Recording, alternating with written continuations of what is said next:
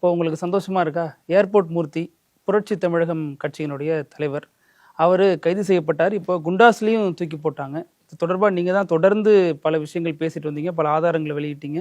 இப்போ குண்டாஸ் போட்டதுக்கு பின்னாடியும் விசிகாவின் கை இருக்கு, திருமாவின் கை இருக்கு. அவர் கொடுத்த அழுத்தம் தான் இதை நோக்கி தள்ளப்பட்டிருக்காங்க அப்படின்னு நாம் தமிழர் உள்ளிட்ட கட்சிகள்லாம் தொடர்ந்து குற்றச்சாட்டை முன்வைக்கிறாங்க. இல்லை இதில் எங்களுக்கு ஒன்றும் சந்தோஷம் துக்கம் எதுவும் கிடையாது. காரணம் என்ன, சட்டம் அது தன் கடமையை செய்கிறது, அவ்வளவுதான்.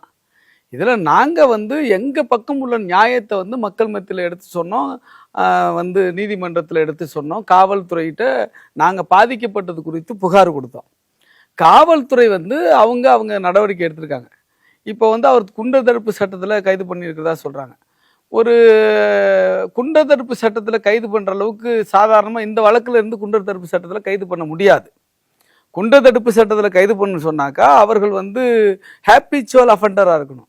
அதாவது தொடர்ச்சியாக குற்ற நடவடிக்கையில் ஈடுபடக்கூடிய ஒரு கெட்ட நடத்தை உள்ள நபராக இருக்கணும். சரிதானா? ஒரு குற்ற மைண்ட், அதாவது கிரிமினலாக இருக்கணும். மக்களுக்கு புரிகிற மாதிரி சொல்லணும்னா கிரிமினல் நடவடிக்கையில் தொடர்ச்சியாக ஈடுபடணும். அப்படி ஈடுபட்டால் தான் அவங்க குண்டர் தடுப்பு சட்டத்தில் கைது பண்ணுவாங்க. அப்படி இல்லாட்டி ஒரு சில குற்றங்கள், அதாவது என்னென்னா ரொம்ப பெரிய குற்றங்களில் ஈடுபடணும். அப்போ பெரிய குற்றங்கள் சொன்னாக்கா இப்போ இப்போ நில அபகரிப்பு இதெல்லாம் பெரிய குற்றம்தான். போக்சோ இதெல்லாம் பெரிய குற்றம்தான். அதே மாதிரி கொலை இதெல்லாம் பெரிய குற்றம்தான். சரிதானா? இப்படிப்பட்ட பெரிய குற்றங்களில் ஈடுபடணும். அப்படி ஈடுபட்டால் மட்டும்தான் குண்டர் தடுப்பு சட்டத்தில் கைது பண்ணுவாங்க. இப்போ இந்த வழக்கை பொறுத்தளவுக்கு இந்த மூர்த்தி இருக்கார் இல்லையா, இந்த மூர்த்தி வழக்கை பொறுத்தளவுக்கு ஏதோ ஒரு தவறான ஒரு புரிதல் கொண்டு போய் சேர்க்கறதுக்கு முயற்சி பண்ணுறாங்க சீமான் குரூப் எல்லாம்.